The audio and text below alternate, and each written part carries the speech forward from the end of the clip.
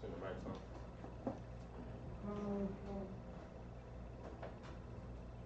You call manager, sir? Call. I'm gonna text him. I called him. I didn't call him. I spoke to him earlier. He said they was gonna meet with me.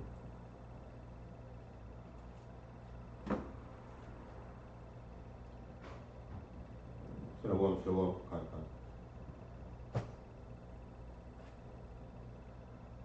It's all right. Yeah. Get back going. And Madian, Wapanya, Jerusalem, stand the place Jerusalem.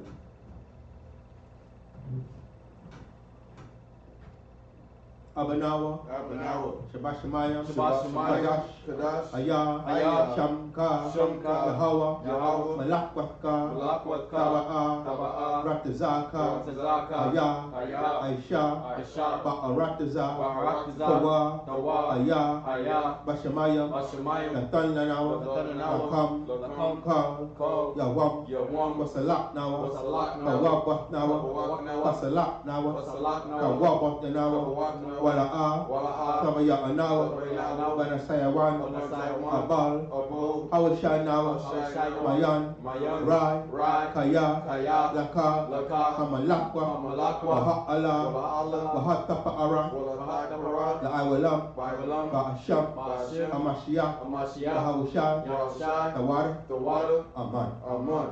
This is the book of Matthew, chapter 6 and verse 9. After this manner, therefore, pray ye, Our Father which art in heaven, hallowed be thy name. Thy kingdom come, thy will be done, in earth as it is in heaven. Give us this day our daily bread, and forgive us our debts, as we forgive our debtors. And lead us not into temptation, but deliver us from evil. From thine is the kingdom, the power, and the glory, forever. Amen. For if you forgive men their trespasses, your heavenly Father will also forgive you. But if you forgive not men their trespasses, neither will your Father forgive your trespasses. Bahashem Amashak Yahushai, the water from Yad, Amen. Amen. The Shabbat. You see it?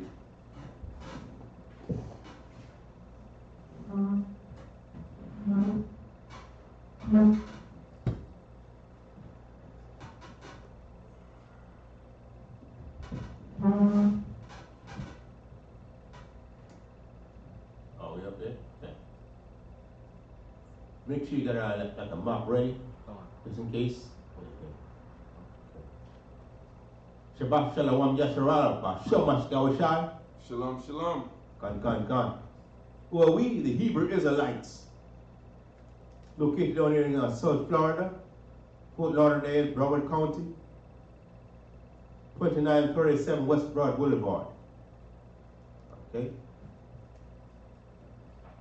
We are the Hebrew Israelites, and we are here according to the scriptures in holy convocations. Keep the Most High's commandments that He gave to our forefathers Abraham, Isaac, and Jacob, that we should keep throughout our generations.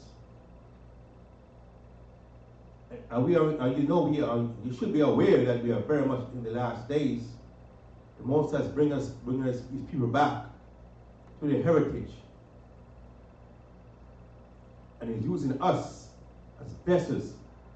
Try to make sure you're a vessel of honor and not a vessel of dishonor. Meaning what? Make sure you're doing some kind of work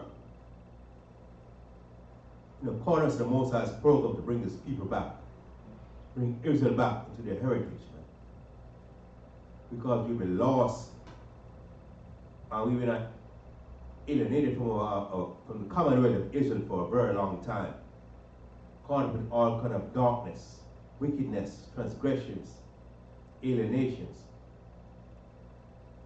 But we're in the last days, the Most High is bringing us back to a heritage. Let's go to Colossians 3, verse 17. This is the book of Colossians, chapter 3 and verse 17. Okay. And whatsoever ye do in word or deed, do all in the name of Mashiach Yahushai, giving thanks to God and the Father by Him. Right, whatever you do in word or deed, whether it's what the words coming out of your mouth or the action that you take, make sure that they are consistent with the laws, statutes, and commandments of the Most High, the Mashiach Yahushua. Okay. For the past several weeks, rather, we've been going over the book of Samuel's to reflect on the different events that occurred in our history, in our nation, prior to the time of the judges, and during the time of the judges, and post after the time of the judges. Okay, we're about to wrap it up. We're going to start at chapter 18, 2 Samuel chapter 18. Most are willing, we're going to finish the book of Samuel tonight. So 2 Samuel chapter 18. This is the book of 2 Samuel chapter 18 in verse 1. And David numbered the people that were with him and set captains of thousands and captains of hundreds over them. And David sent forth a third part of the people under the hand of Joab. Right. So by this time, David is very much situated in Israel.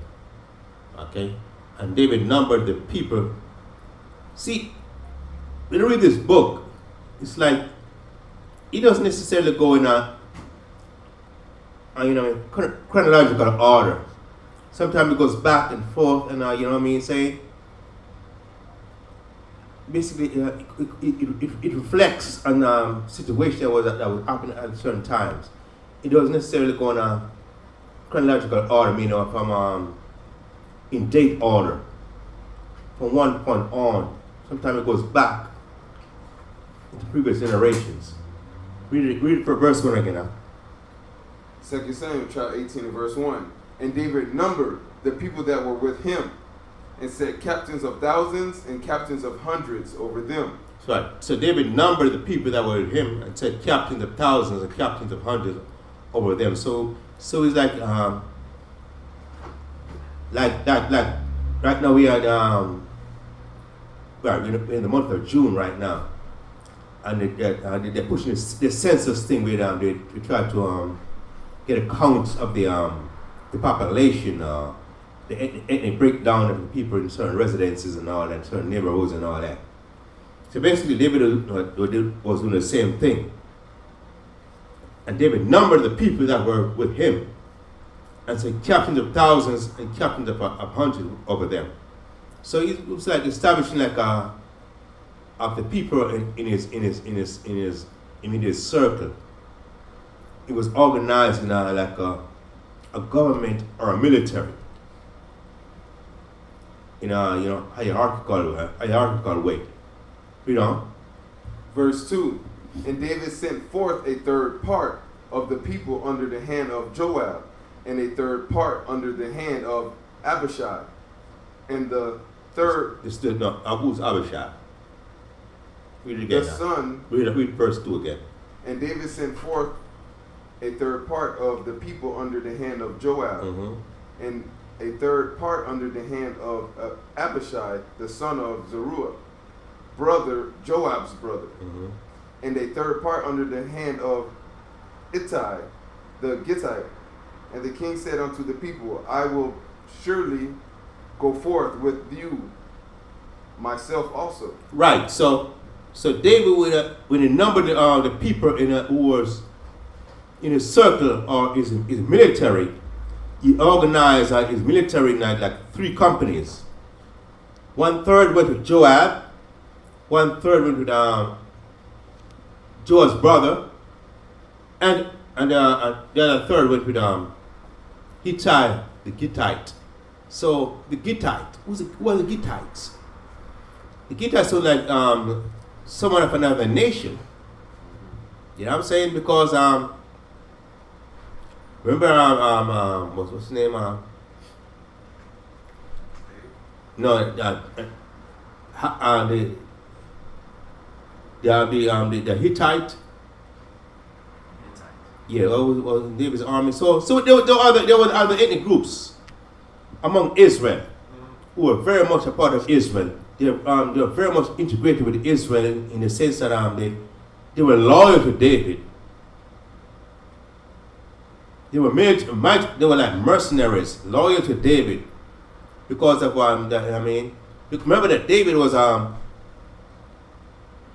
same guy who was running from Saul, and he was down there amongst the Philistines, the very same Philistines, where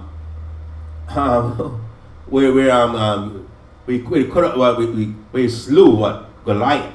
Right.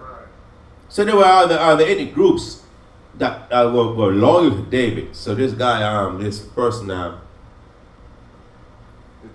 Ittai the Gittite. You could tell by he was of another nation, but he was part of he was part of Israel, and he was loyal to David. He was a mighty man. There were other mighty men of the races or the nations who were you're right, who were in alliance. You know what I'm saying? Because David's mighty men, there were some heathens among them, but they were loyal to Israel. They were loyal to David, and this is Ittai the Gittite. I'm saying fits in that category. You know. Verse 3. But and the king said unto the people, I will surely go forth with you myself also. So David said, these are the three companies. Joab in charge of 1/3. Joab's brother, Abishai, another 1/3. And Ittai, the Gittite, the other 1/3. But David said, I will also go.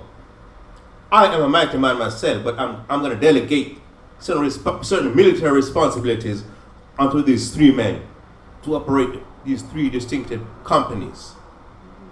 All right, read on. Verse 3. But the people answered, Thou shalt not go forth, for if we flee away, they will not care for us.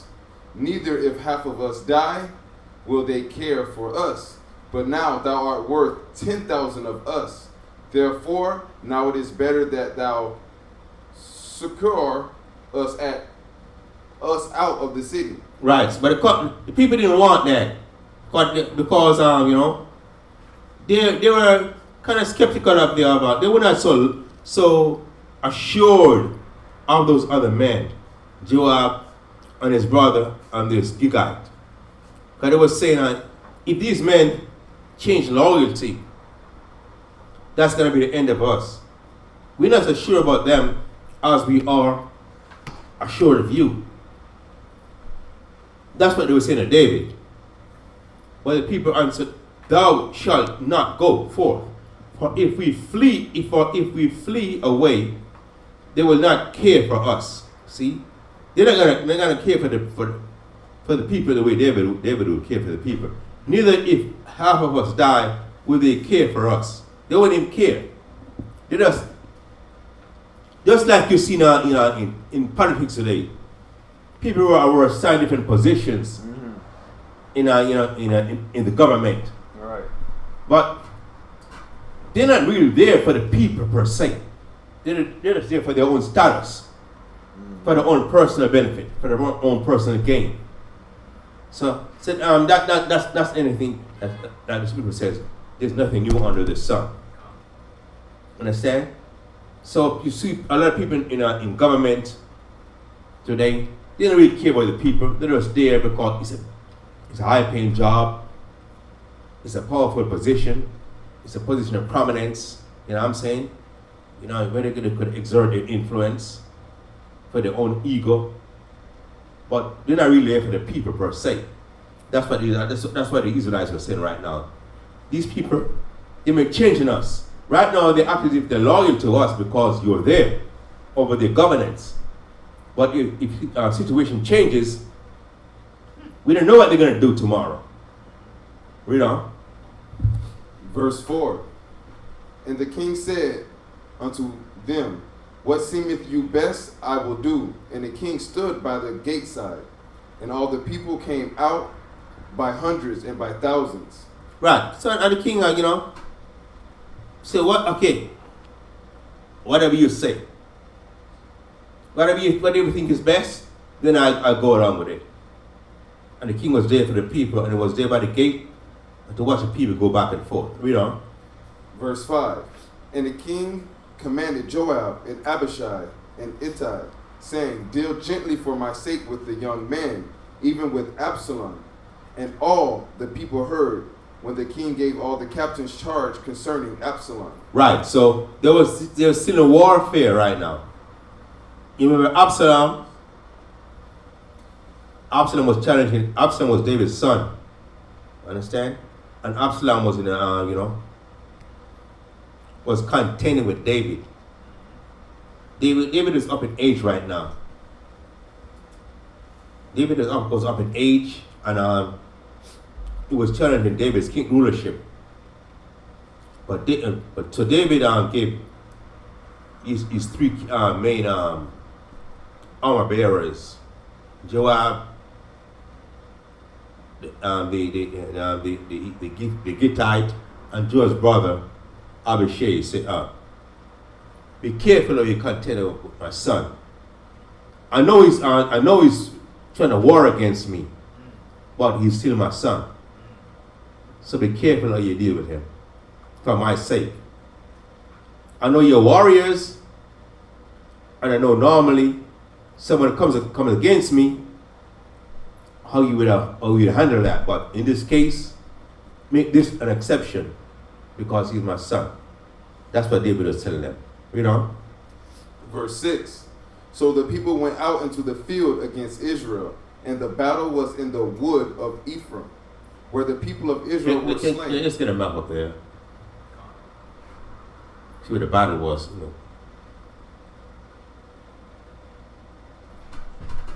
And the battle was in the woods of Ephraim.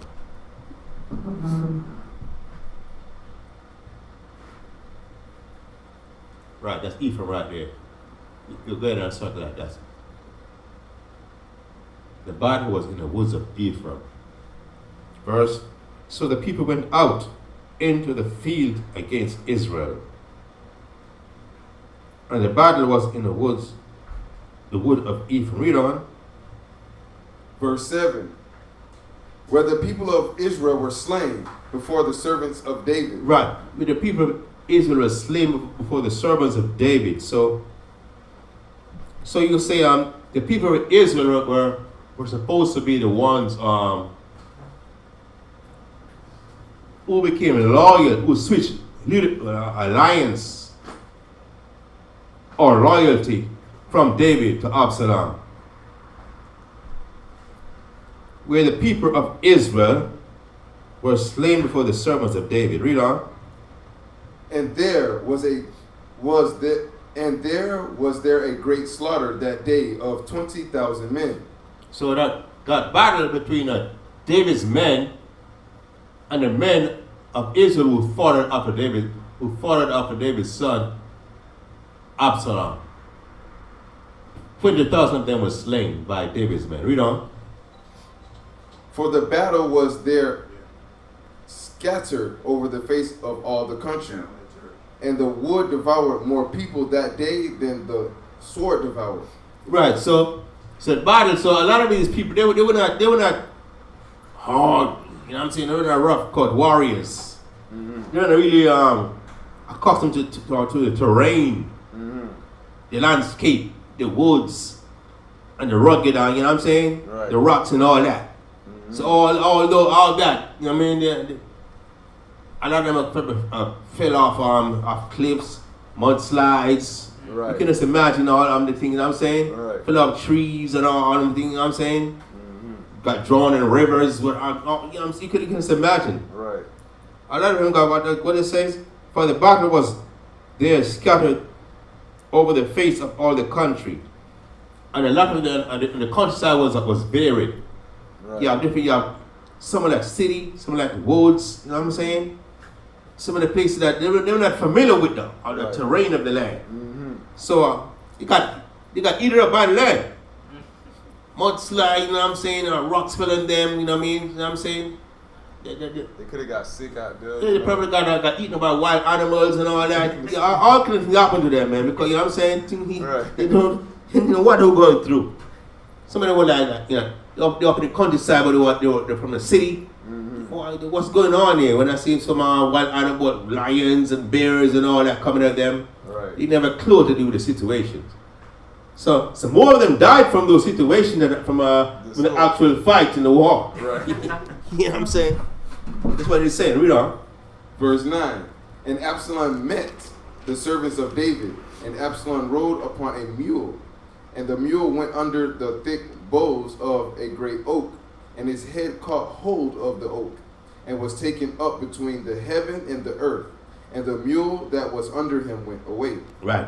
This verse right here is very important. This verse right here tells a lot of you know what I mean? A lot of stories. And Absalom met the servants of David. What does that mean? The confrontation. He didn't meet them like, yeah, what's going on, brother? It's all good? Yeah. Yeah, man, let's have a cookout. You know, it wasn't like that. So you have to visualize it and understand the context of this. You know what I'm saying? It was a war, a civil war, so to speak. You know what I'm saying? So Absalom met the servants of David. And Absalom rode upon a mule. You know what a mule is, right? A mule is like a so-called half-breed between a donkey and a horse. You know what I'm saying? So that's not new. That's been going on from way back then. So the mule is. So Absalom was on a mule, and the mule, maybe that's why the mule wasn't loyal to Absalom. Lost his damn mind. It was half donkey and half horse. Right. So it was he didn't know loyal, no damn sense. And Absalom rode upon a mule, and the mule went under the tree. Absalom was probably go this way. The mule said, "Hey, I'm going that way." You know what I'm saying? And the mule went under the thick boughs of a great oak, and the oak tree. You know, oak trees very strong. Right. Strong. Oak tree. See the tree though, the top. You can't break those boughs. You have to get some very powerful saws or something, or axes to break those boughs, man. That and his head caught hold of the oak. His head, not his head literally, but the hair of his head, the locks of his hair. And he was taken up. Visualize this. He was taken up. Taken up where? Off the mule. So his hair caught hold of the boughs or limbs or of the tree, of the oak tree. While the horse is riding under the tree, he was taken up. And he was taken up between the heaven and the earth. So it's basically up in limbo. He was dangling on the, you know what I'm saying? And the mule that was under him went away. And the mule had no loyalty. He's half-breed creature. He didn't even hang around and say, you know what I'm saying? You know some animals are loyal to their master? Right. Not this mule. This mule just went away. Right. So Absalom was his hair caught up in the limbs or the boughs of the oak tree. Right. He was there hanging from like a damn noose. You know what if not Edomite something, I know people. That's what happened to Absalom. Only the noose was on his neck, was on his hair. Exactly. And a certain man saw it and told Joab. Was Joab one of the captains of David's army? And said, "Behold, I saw Absalom hanged in an oak." So Absalom was there hanging on to the same said, but his hair was his lock was so strong. Right. Like that rope. And Joab said unto the man that told him, "And behold, thou sawest him, and why didst thou not smite him there to the ground?" Joab said, "You saw him? Why did you kill him? What's the matter with you? This man is at war with our king, you're a warrior, he's an enemy. Why did you not kill him? And I would have given the 10 shekels of silver and the girdle. I would have rewarded you. 10 shekels of silver, girdle, and all that. Yeah. And the man said unto Joab, yo, though I should receive 1,000 shekels of silver in my hand. Oh, damn. I forgot you're the reader. Yeah. I'm so caught up in the story, yeah. It's a good story. It's a good story. Read on, get a reader. Let's start at 10. I don't want to see the thunder. Read on. Right. Verse 10. Right. A certain man saw it and told Joab and said, behold, I saw Absalom hanged in a tree, right, in an oak. And Joab said unto the man that told him, and behold, thou sawest him, and why didst thou not smite him there to the ground? And I would have given thee 10 shekels of silver and a girdle. Right. So Joab said, you saw Joab hanging from the tree? Why did you kill him? I would have rewarded, I would have given 10 shekels and a girdle, man. You've been good. I mean, hooked up. Right. What did the man say about that? Verse 12. And the man said unto Joab, though I receive 1,000 shekels of silver in my hand. The man said, yo, even if you had given me 1,000 shekels, you said you would have given me what, 10 shekels? If you give me 1,000, which is 100 times more than 10. Read on. Yet would I not put forth my hand against the king's son. That's the respect that I have for David. Even if you had given me 100 times more than you said you would have given me, I would not put my hand upon the king's son. Read on. For in our hearing the king charged thee and Abishai and Hittite, saying, beware that none touch the young man Absalom. Right. So these men were loyal to David also. Because this man said, I heard David told you and your brother Abishai and Ittai, beware that thou should not touch my son. So no matter how much money you would have given me, I would not have touched David's son. Read on. Verse 13. Otherwise, I should have wrought falsehood against my own life. For there is no matter hid from the king, and thou thyself wouldest have set thyself against me. Right. So this man said, well, if I done that, I would have jeopardized my own life, my own security, my own livelihood, because there's nothing hidden from the king. And even you, Joab, would have come against me, because you are loyal to the king too. And if I disobey the king, you are the one who would have come against me to hold me accountable.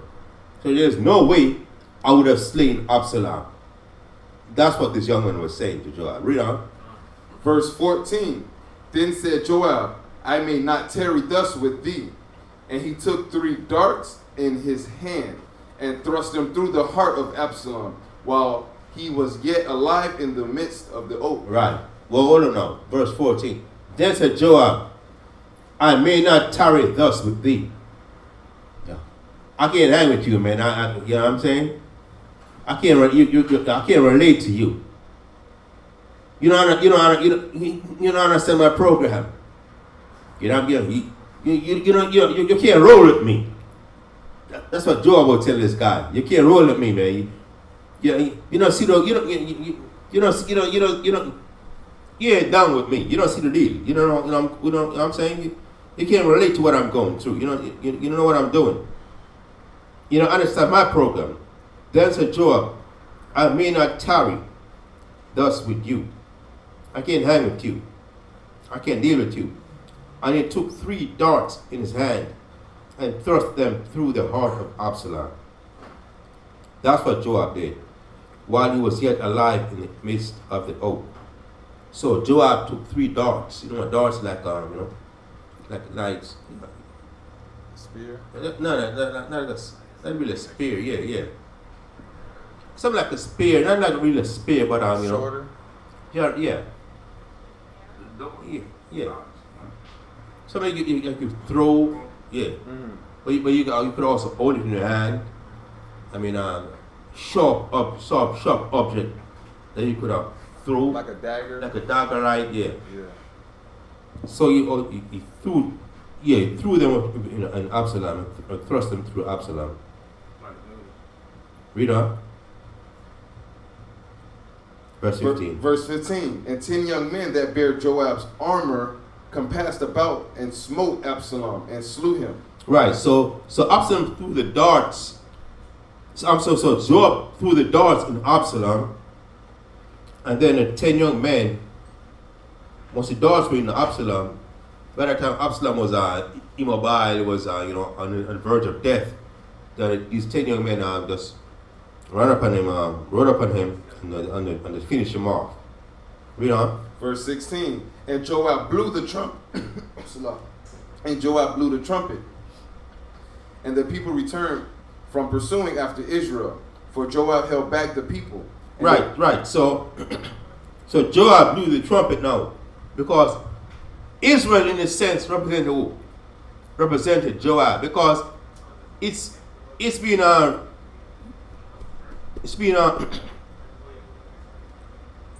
shown right here that it's as if David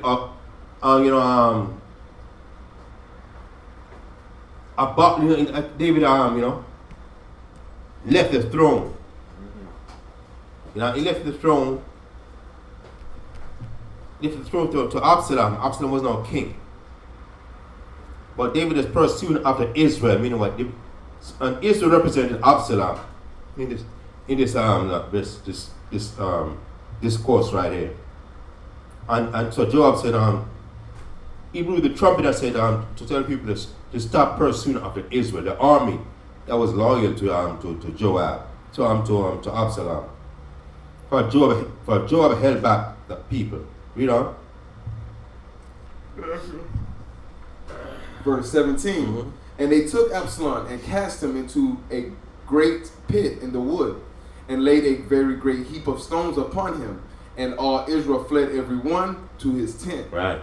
Yo. This is very contrary to what the king ordered. They took Absalom and cast him into a great pit in the wood. So basically, they buried Absalom in the woods, and they threw some stones upon him. Totally forgotten. This is the king's son. I know he was against the king, but the king gave specific orders not to afflict or do any harm to Absalom. Read on. Now Absalom in his lifetime had taken and reared up for himself a pillar, which is in the king's dale. For he said, I have no son to keep my name in remembrance. And he called the pillar after his own name. And it is called unto this day Absalom's place. Right, so Absalom, he didn't have any son. It doesn't mention that I didn't have a daughter either, but the son is the one that carries on your name, because that's how your lineage got passed on from one generation to the next through your son, paternally. You know what I'm saying? So Absalom didn't have any son to carry on his name. So the reason for a pillar. What's a pillar? Like a statue, a structure, like a monument to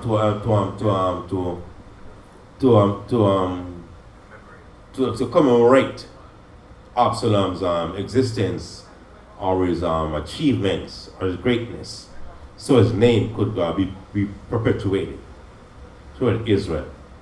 That's what went on. Read on. Verse 19. Then said Ahimaaz, the son of Zadok, let me now run and bear the king's tidings, how that the Most High have avenged him of his enemies. Right, so now Ahimaaz, son of Zadok, these are no Levites, Zadok was a priest. You know what I'm saying? He, a young priest, I guess want to make a name for himself, or maybe want to impress the king. Let me run and tell the king what happened, that or the Mosai gave him the victory. Read on. Verse 20. And Joab said unto him, Thou shalt not bear tidings this day, but thou shalt bear tidings another day. But this day thou shalt bear no tidings, because the king's son is dead. So, no, Joab it's very confusing now from Joab. no, Joab said, this young man wanted to tell the king that is, that he was victorious over the enemy, which was his son. But Joab said, no, we can't do that. We can't do that because what? The king's son is dead. But Joab, because you will kill the king's son against your own commandment. So why you not concerned about it? So you have to know that would have been very, disappointing to the king. Very detrimental to the king. If you were so concerned about the king's feelings about his sons being killed, why did they kill the king's son? Right. When the king already told you, be careful how you deal with his son. You're not making any sense. But that's how Joab played it out. Read on. Verse 21. Then said Joab to Cushai, Go, tell the king what thou hast seen. And Cushai bowed himself unto Joab and ran. Right. So that was the next day. And Joab said unto, verse 20, and Joab said unto him, Thou shalt order a sinner. In verse 20, then Joab said unto him, who's him? Somebody else, Amihaz. In verse 19 he said, Then Amihaz, the son of Zadok, let me not run. See, Amihaz, we know Zadok is a priest, a Levite, said, Let me not run and bear the king's tidings, the news, how that the kings have avenged him of his enemies. And Joab said unto him who? Amihaz, Thou shalt not bear tidings this day, not this day. You ain't going to carry it in the news today. But thou shalt bear tidings another day. Which other day? We don't know. But this day, Amihaz, thou shalt bear no tidings, you shall carry no news, because the king's son is dead. See that? So Joab is giving the impression that he's concerned about the king's feelings. In verse 21 it said, Then said Joab to Cushai. Now Cushai is somewhat different. It's not Amihaz, it's Cushai. Go tell the king what thou hast seen. See? So he told one person, because he didn't want the news to come from the Levite, because the Levites are loyal to David. And David probably would have questioned the Levites. Right. And the Levites wouldn't have lied, because Zadok was loyal to the king. And this young priest, Amihaz, the son of Zadok, he wouldn't have lied to David. He would have told David exactly what happened. But now in verse 21 it said, Then said Joab the Cushite, Go tell the king what thou hast seen. And Cushite bowed himself unto Joab and ran. Read on. Verse 22. Verse 22. Then said Amihaz, the son of Zadok, yet again to Joab, But howsoever, let me, I pray thee, also run after Cushai. And Joab said, Wherefore wilt thou run, my son, seeing that thou hast no tidings ready? But right, see now. Then said Amihaz, the son of Zadok, yet again to Joab. You know, but no, Amihaz saw that Joab sent Cushai to David to bring the news to David. But howso if I let me, I pray thee, also run after Cushai. Let me also bring the news to David. Amihaz was saying, and Joab said, Wherefore wilt thou run, my son, seeing that thou hast no tidings ready? Saying, what are you going to go to David for? You ain't got any news. They said, you ain't got anything new to tell David. I already sent the news with Cushai. Right. Read 22, read 23, read on. Verse 23. But howsoever he, let me run. And he said unto him, run then. Read again, 23. Verse 23. Mhm. But howsoever, said he, let me run. And he said unto him, run.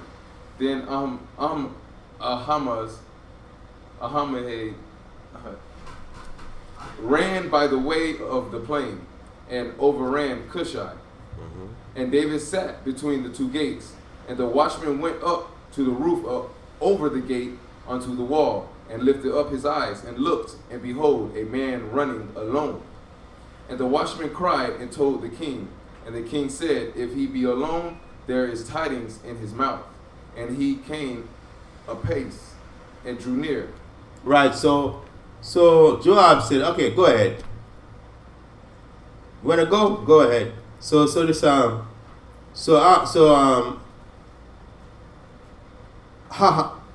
Ahimaaz was very eager to give the news to David. So he overtook Cushai and brought the news to David. And while he was approaching David, and the watchman cried and told the king, and the king said, if he be alone, there is tidings in his mouth. If he's by himself, there's news. He got news to tell us. And he came apace and drew near. Read on. Verse 26. And the watchman saw another man running. And the watchman called unto the porter, and said, behold, another man running alone. And the king said, he also bringeth tidings. And the watchman said, methinketh the running of the foremost is like the running of Ahimaaz and the son of Zadok. And the king said, he is a good man, and cometh with good tidings. Right, exactly. That's why we call David not, because Zadok's son. So David knew that Zadok was loyal to him. Read on. So they recognized Ahimaaz from way off.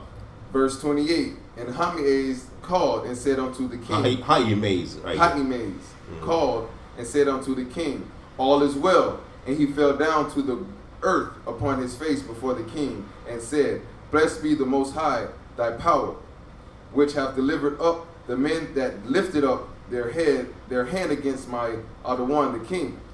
And the king said, is the young man Absalom safe?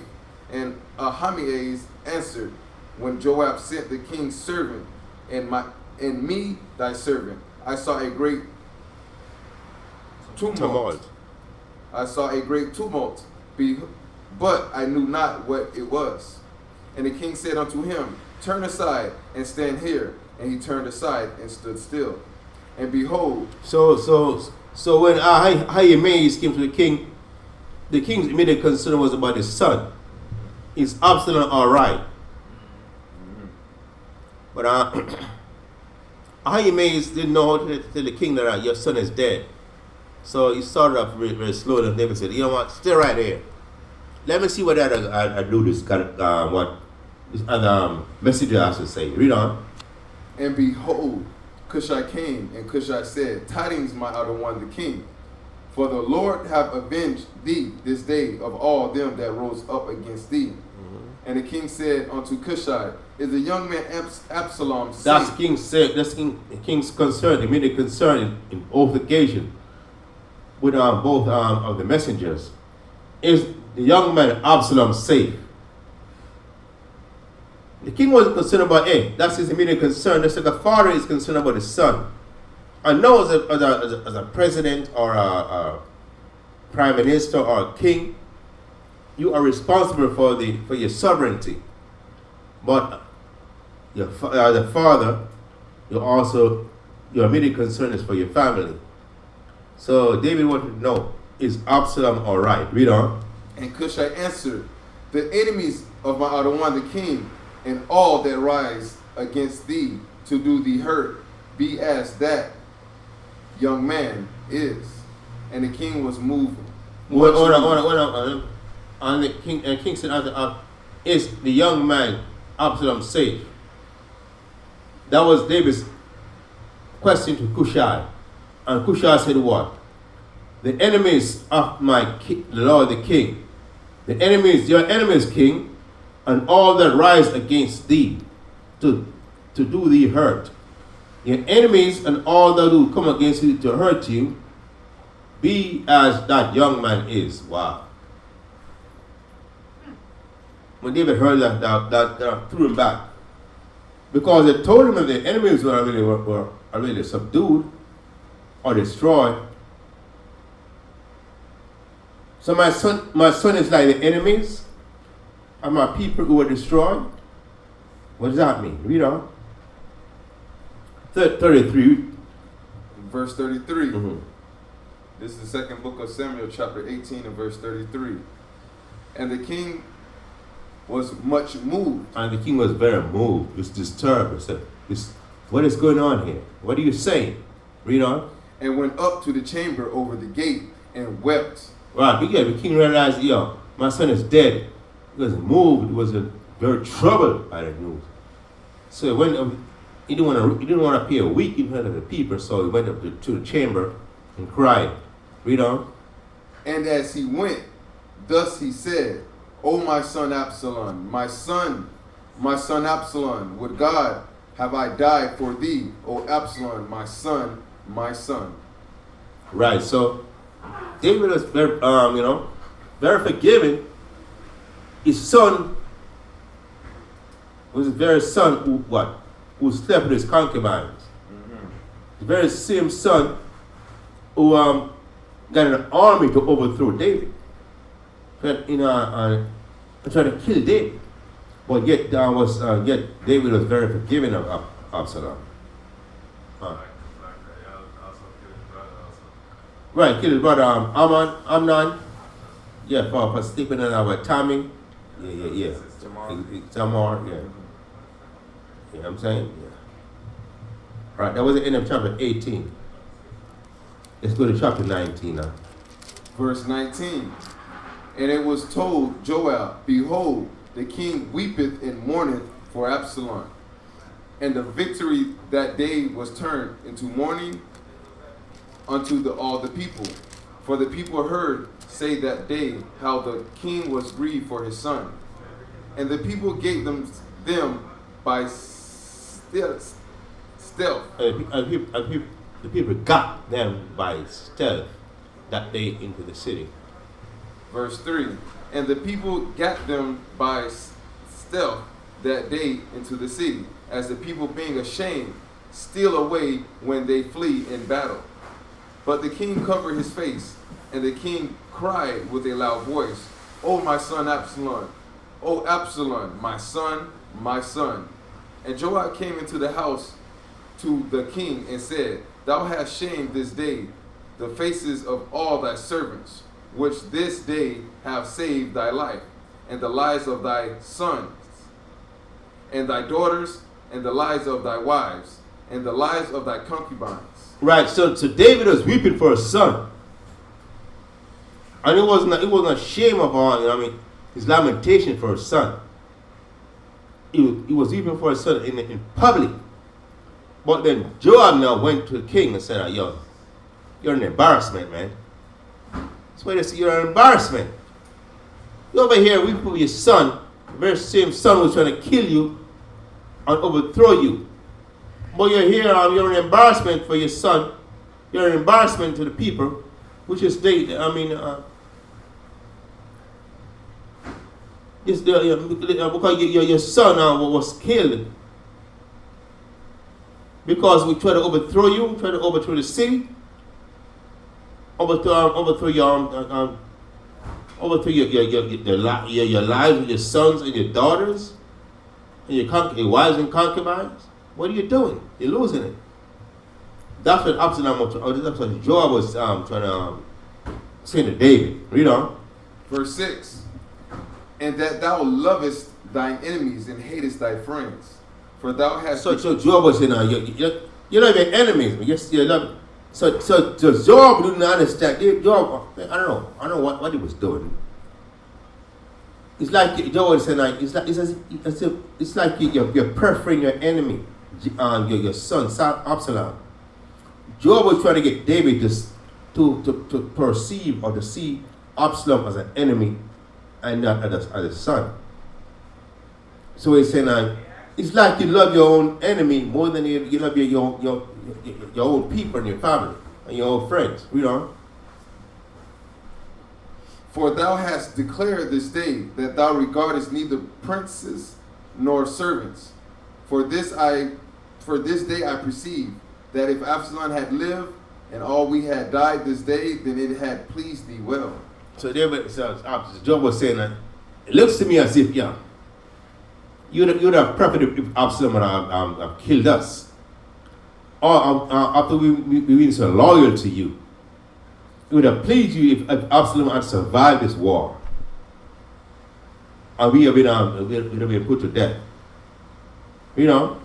Verse 7. Now therefore arise, go forth, and speak comfortably unto thy servants. For I swear by the Most High, if thou go not forth, there will not tarry one with thee this night, and that will be worse unto thee than all the evil that befell thee from thy youth until now. Right, so Job was saying, you know what? You better go and talk to these people, man. And make sure everything's all right with these people. Make sure you're all right with these people, because if you don't want to talk to these people, I guarantee you, it's going to be worse with you today than all the situation you've been through, with Saul and all that. All the tribulation you've gone through from your youth coming up, this is going to be pale in the eyes of all that. Read on. Then the king arose and sat in the gate, and they told unto all the people, saying, Behold, the king doeth sit in the gate. And all the people came before the king, for Israel had fled every man to his tent. And all the people were at strife throughout all the tribes of Israel, saying, The king has saved us out of the hand of our enemies, and delivered us out of the hand of the Philistines, and now he is fled out of the land for Absalom. Right, so David kind of, took the advice of Joab somewhat, and went to the gates, and the people were now responding to David, reacting to David, because previously, when Absalom came up against David, other people, it just went back to the old community, because David was the one who was holding the tribes together. So when there was no more unity, when there was no more centralized government, all the people got scattered. All the tribes was holding their own. Because what David was doing, because all the tribes had a respective government, had a respective army and all that. So David was holding them all together as a unit. But when the centralized government was no longer there, it's like at the federal government, like all the state had their own military, something like that, and the federal government was was coordinating all the different government of the state. So when Absalom came up against David, and David ran away from the throne, and Absalom seemed to be in rulership, all the states went back into their very own territory. So now they were coming back to David and saying, and acknowledging that David was, you are the king that we knew from day one. Read on. Verse 10. And Absalom, who we anointed over us, is dead in battle. Now therefore, why speak ye not a word of bringing the king back?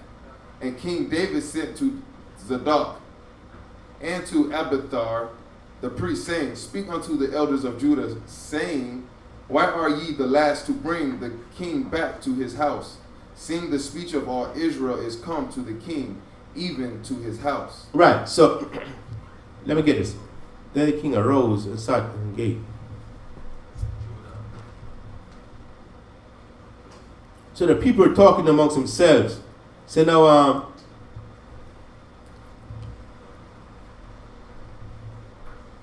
so David sent to Zadok unto Abiathar the priest, saying, Speak unto the elders of Judah, saying, why are ye the last to bring the king back to his house? Because the people were ready to bring David back to his house. So David is wondering, how come Judah is the last to want to bring him back to my throne? That's what he was asking Zadok and Abiathar.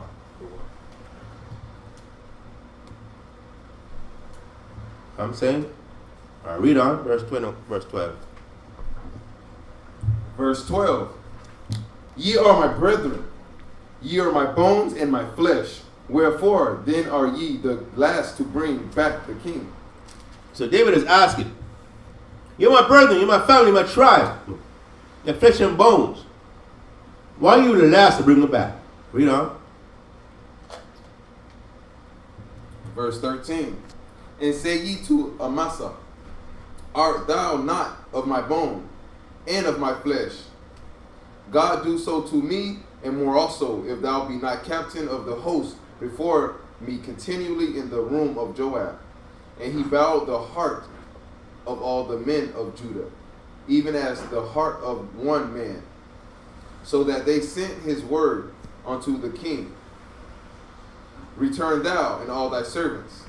Right, so David was able to persuade the men of Judah to be loyal to him again. And they said, all right, we want you back.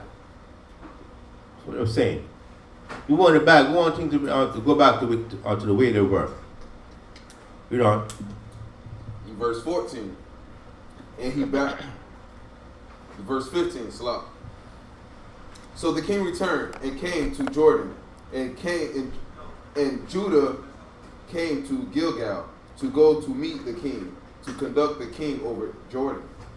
And Shimei and the son of Gera, the Benjamite, which was of Bahurim, hasted and came down with the men of Judah to meet the king, to meet King David. Verse 17. And there were 1,000 men of Benjamin with him, and Ziba the servant in the house of Saul, and his 15 sons, and his 20 servants with him. And they went over Jordan before the king. And there went over a ferry boat to carry over the king's household, and to do what he thought good. And Shimei and the son of Gera fell down before the king, and he came over Jordan. So it looks like, let me see a map again now.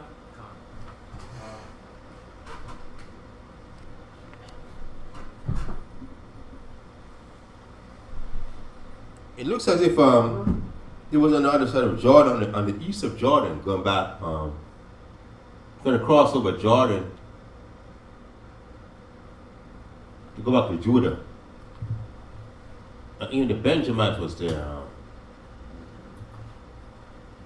I read on in the meantime. Verse 20? Verse 20. No, it's verse 19. Okay. And said unto the king, let not my lord impute iniquity unto me, neither do thou remember that which thy servant did purposely, the day that my Adon the king went out of Jerusalem, that the king should take it to his heart. For thy servant doeth know that I have sinned. Therefore, behold, I am come to first this day of all the house of Joseph, to go down to meet my Adon the king. But Abishai and the son of Zeruiah answered and said, shall not Shimei be put to death for this, because he cursed the Lord's anointed?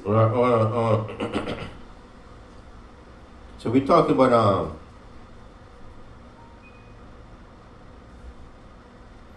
let's get the story right. It seemed that then Shimei, the son of Gera, a Benjamite, which was of Bahurim, hastened came down with the men of Judah to meet David. So the Benjamin came down with the men of Judah to meet David. And there was 1,000 men of Benjamin with him. He brought 1,000 Benjamites, and Ziba the servant of the house of Saul, and his 15 sons and his servant. Yeah. verse 20. For the servant doth know that I have sinned. Look at verse 19. And said unto the king, let not my Lord impute iniquity unto me. I believe this was the Benjamin who had cursed David previously. He had cursed David. He had cursed David. Mm-hmm. But now he's trying to find favor with David. And said unto him, let not my Lord impute iniquity unto me. Don't hold a grudge against me, David. I know what I did. Neither do thou remember that which thy servant did perversely the day that my Lord the king went out of Jerusalem, that the king should take it to heart. Don't hold a grudge against me. Don't take it to heart. Take it too seriously. For thy servant doth know that I have sinned. I know I did wrong against you. Therefore, behold, I am come the first this day of all the house of Joseph. Of all the house of Joseph, so Benjamin. What is the other? Oh, okay, Joseph. Chapter 16, verse 5, where you curse him. Alright, okay. To go down to meet my Lord the king. But Abishai the son of Jeruah answered and said, shall not Shimei, right, be put to death for this? Because he cursed the king, the Lord's anointed, right? He threw stones at him too. Right, what verse? Verse 16? Chapter 16, verse 5. 16 and 5, read that out. Chapter 16 and 5? Yeah. 5 to 7. It was the one who Throwing that dust. Right. It was cursing David from yeah. yeah, but David told Solomon, this was him who David Yeah. told Solomon to. Read it. The book of 2 Samuel, chapter 16 and verse 5. Mm-hmm. And when King David came to Bahurim, behold, thence came out a man of the family of the house of Saul, whose name was Shimei, the son of Gera. He came forth and cursed still as he came.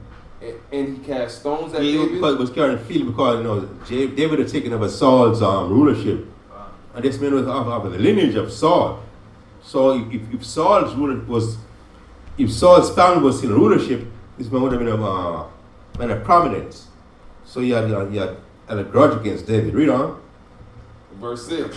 And he cast stones at David. So he threw stones at David. Read on. And at all the servants of King David. Mm-hmm. And all the people all the people and all the mighty men were on his right hand and on his left. And thus said Shimei when he cursed, Come out, thy bloody man, and thou man of Gilead. The Lord hath returned upon thee all the blood of the house of Saul, in whose stead thou hast reigned. For the Most High hath delivered the kingdom into the hand of Absalom thy son, and behold, thou art taken in thy mischief, because thou art a bloody man. Right, exactly. So this man was cursing Saul, was cursing David, when Absalom was rising up against David, and was saying, you know what? This is the most High paying it back. For you stealing the throne from Saul. God. By raising up your own son to fight against you. Because you got that throne through evil devices. So now we're trying to make amends and try to pretend to be in repentance for what it said or what it did. Okay, but somebody wasn't having it. What verse again? Verse 21. Verse 21. Mm-hmm. But Abishai, the son of Zeruiah, anointed, answered and said, Shall not Shimei be put to death for this, because he cursed the Lord's anointed? Right. So that's what Abishai, the son of Zeruiah, was saying. This guy should be put to death for cursing the son, for cursing the king, man. Read on. And David said, What have I to do with you, ye sons of Zeruiah, that ye should this day be adversaries unto me? Shall there any man be put to death this day in Israel? For do not For do not I know that I am this day king over Israel? So David said, what are you talking about? What you guys got to do with me? I ain't got this. I'm happy to be king again. Why should anyone be put to death this day in Israel? Why are you guys trying to be my enemies by trying to do something that's ill-advised? I'm just happy to be back into my rulership. Nobody's going to be put to death this day in Israel. But do not I not know that I am this day king over Israel? Don't I know that I'm king over Israel? You know. Verse 23. Therefore the king said unto Shimei, Thou shalt not die. And the king sware unto him. Right, so the king said, I'm just happy to be alive. I'm just happy to be alive. I'm happy to be back in rulership. You're not going to die. I swear you're not going to die this day. Read on. Verse 24. And Mephibosheth, the son of Saul, came down to meet the king, and had neither dressed his feet, nor trimmed his beard, nor washed his clothes from the day the king departed until the day he came again in peace. Oh, hold on, man. Hold on. I ain't gonna bathe. This guy, wait a minute. This guy wasn't, that's not proper hygiene, man. Oh, hold on. He ain't wearing shoes. And Mephibosheth, the son of Saul,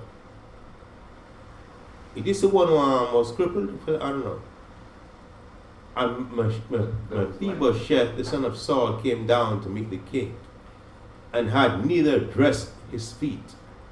He didn't wash his feet. I mean, what? Nor trimmed his beard, nor washed his clothes. From the day that the king departed unto the day he came again in peace. Maybe this could be an exaggeration. Well, I was gonna say, because if it's a long time, this guy was thinking from a mile away, man. Yeah. I depended on how long was the war. How long was the war with Absalom? This guy didn't wash his feet, didn't trim his beard. It's alright, he didn't trim his beard, no problem. Right. He didn't wash his feet. That's another way of saying he didn't bathe. Yeah. He didn't wash his clothes. He didn't wash his clothes. I mean, what? He didn't change his clothes. Change his clothes. Yeah. So this guy must have been stinking like crazy, man. In 2 Samuel 9 verse 13, it tells that he continually at the king's table. Is this the one who was crippled? With a lame in his feet. It's the lame, right?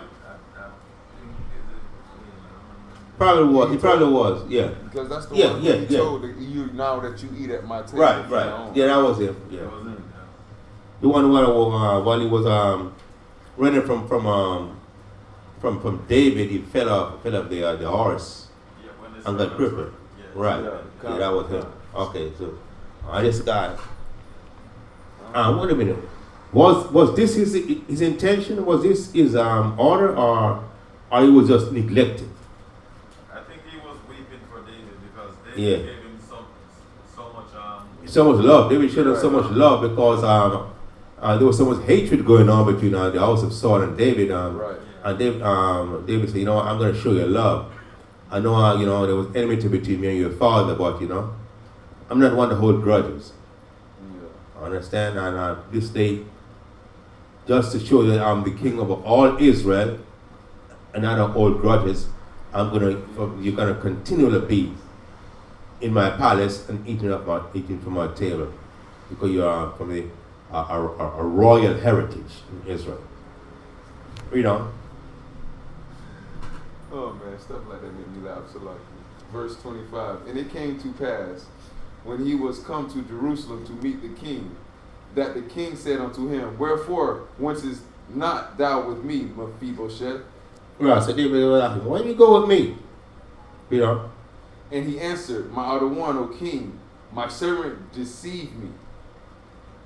For thy servant said, I will saddle me a donkey, that I may ride thereon, and go to the king, because thy servant is lame. Right, okay, so this is him, right. So David asked him, well, how come you didn't ride with me? How come you wasn't down with me? How come I didn't see you? So he was explaining, his servant deceived him, because his servant said he was going to sell him a donkey to put him on, but, he couldn't help himself because depending on somebody to take care of him. But the person was alive to take care of him, didn't do their duty, you know. Verse 27, and he hath slandered thy servant unto my other one the king. But my other one the king is an angel of the Most High. Do therefore what is good in thine eyes. Right, so let him know, that's what's up. This person was supposed to be my caretaker, deceived me.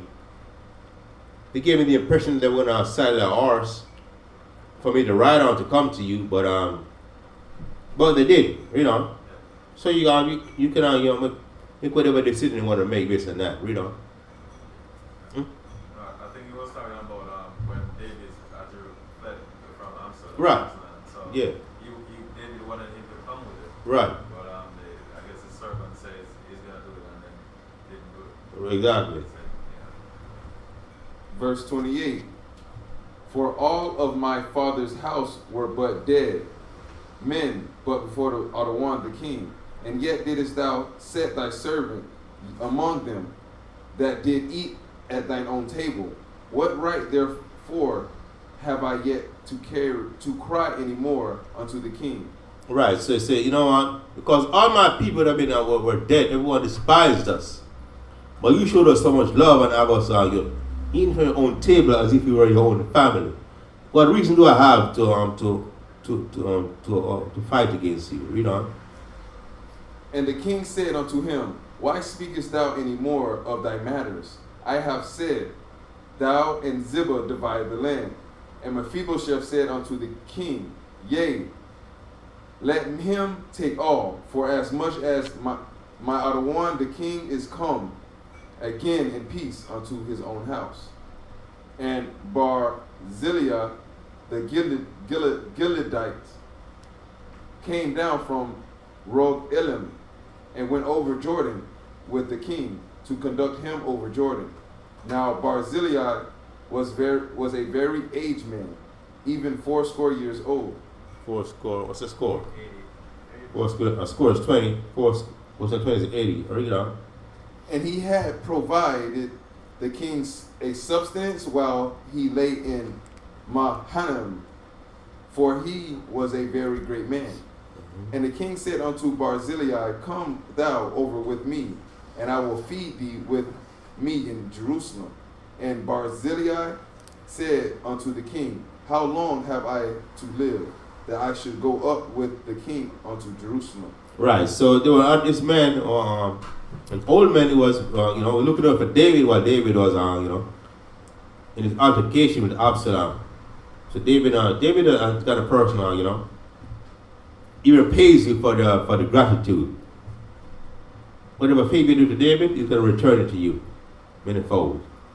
But this man was saying, I'm an old man. I ain't got much longer to live. I can't go with you to Jerusalem. I appreciate your gesture, but I'm an old man, so that's not going to serve me much for me to go to Jerusalem with you. I'm contented to stay right here. Read on. Verse 35. I am this day 80 years old, and can I discern between good and evil? Can thy servant taste what I eat or what I drink? Can I hear any more the voice of singing men and singing women? Wherefore then should thy servant be yet a burden unto my other one the king? Thy servant will go a little way over Jordan with the king. And why should the king recompense it me with such a reward? Right. So I'm not in a position where I can appreciate all the amenities of life. But as a goodwill gesture, I'll go halfway with you. But I'm not trying to be a burden unto you. Understand? Because I'm with this Asian stage of life now. You know what I mean? I just want to just enjoy my old age in peace and all that. I don't need all the luxuries and all that in life. So I'm good. I appreciate David, but I'm good. That's what I was saying. Read on. Let thy servant, I pray thee, turn back again, that I may die in my own city, and be buried by the grave of my father and my mother. But behold, thy servant Shimham, let him go over with my Adawan the king, and do to him what shall seem good unto thee.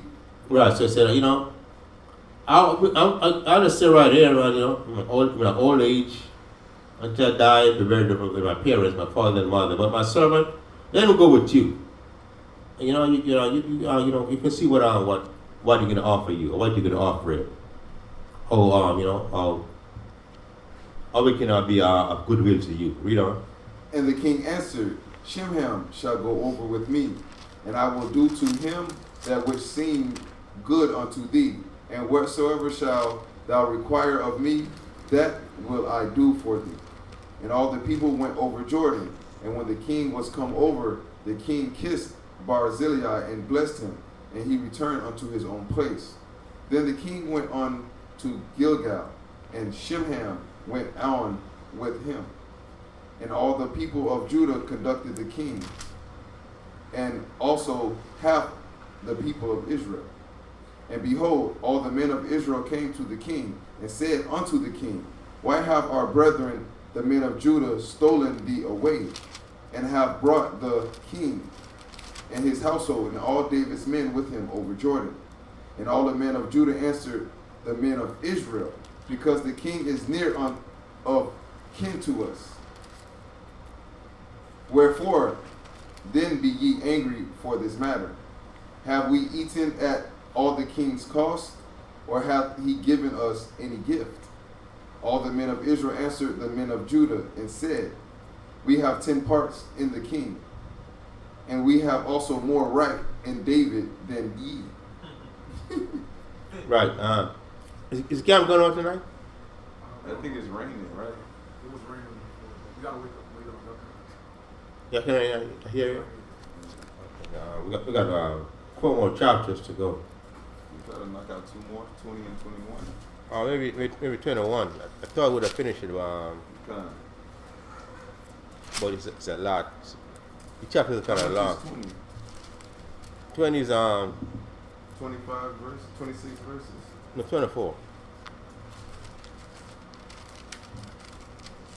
Oh yeah, let's do 20. I think we can probably do We're gonna knock out 20. 20 and 21. No, we're gonna do 20. Okay, come. Where am I at? 41? 43. 43? The water. Verse 43. And the men of Israel answered the men of Judah and said, We have 10 parts in the king, and we have also more right in David than ye. Why then did ye despise us, that our advice should not be first had in bringing back our king? And the words of the men of Judah were fiercer than the words of the men of Israel. Right, so Yeah, you have to say several more. right again? Yeah. Is he here? Come. You here right now? Come. Okay. All right. So I'm gonna wrap it up right there then. So the men so there's still a contention between between the men of Judah and Benjamin was always with Judah. So we're saying we have 10 we have 10 parts. Mm-hmm. 10 parts refer to the other 10 tribes. Oh, okay. Yeah. So that was saying 10 parts. why we have 10 parts in David. You only got 2. So why shouldn't you listen to us more than you? And in deciding when and where he's gonna relocate back into his rulership. That's where. So basically, because we could say there was an altercation with Absalom, David's son, tried to overthrow him. Understand? And he actually had him physically relocate, fleeing from his palace and his throne, running to all over the place, trying to find refuge. But David was the mighty military man that he was. He organized his he organized his military in 3 companies, and as the Mosai, it was a Mosai will that Absalom got caught up in an oak tree. And Joab and his men slew Absalom. And the men who were under Absalom, because there was no depth or organization. Absalom was a young man. He was so young, he didn't have any children. So they weren't loyal to him because he was smart enough to you know the old saying, a gift destroyed the heart. So now basically that's what it was.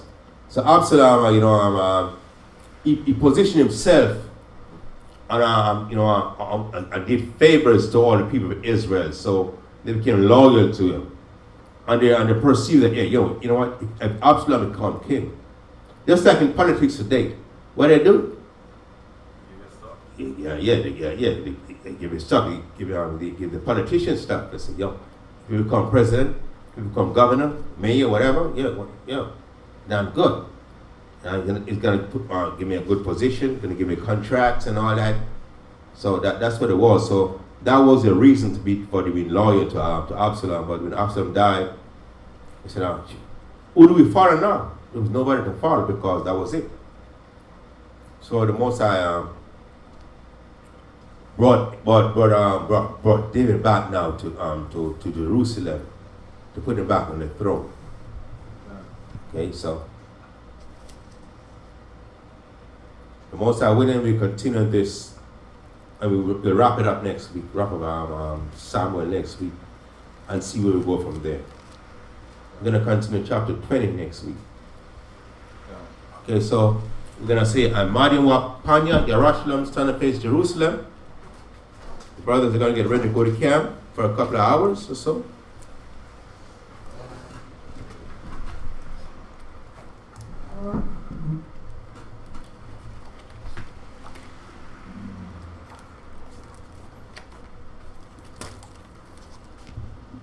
Amadian Wapanya, Yerushalayim, stand and face Jerusalem.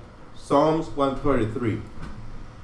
Shayar, Hama Iwa, Ladawad, Hanam, Ma, Tawab, Wama, Na'ayam, Shabbat, Akyam, Gam, Yakad, Kashaman, Atawab, Ayel, Ara'ash, Yarad, Ayel, Arakwan, Zakwan, Ha'aran, Shayarad, Ayel, Paya, Madawat Yawa, Katal, Karamwan, Shayarad, Araya, Tazayawan, Kaya, Sham, Tazawa, Yahawa, Abaraka, Kayawam, Ai, Walam, Bahashim, Amashiach, Yahweh, the water, Aman. Psalms chapter 133. Behold, how good and how pleasant it is for brethren to dwell together in unity. It is like the precious ointment upon the head that ran down upon the beard, even Aaron's beard, that went down to the skirts of his garments, as the dew of Hermon, and as the dew that descended upon the mountains of Zion. For there the Most High commanded the blessings, even life forevermore. By Hashem, Amashiach Yahavashai, the water tam yad, man. Hallelujah. Most High name.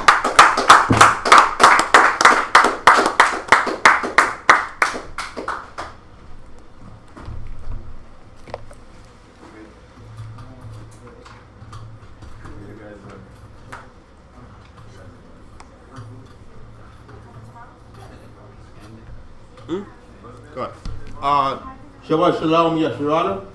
The water Yahweh Shabbat Shalom Shai for Israel for logging in. Don't forget tomorrow, 11 a.m. we're gonna have the Hebrew class, and at 12 noon, most high willing, we have the continuation of the Shabbat service.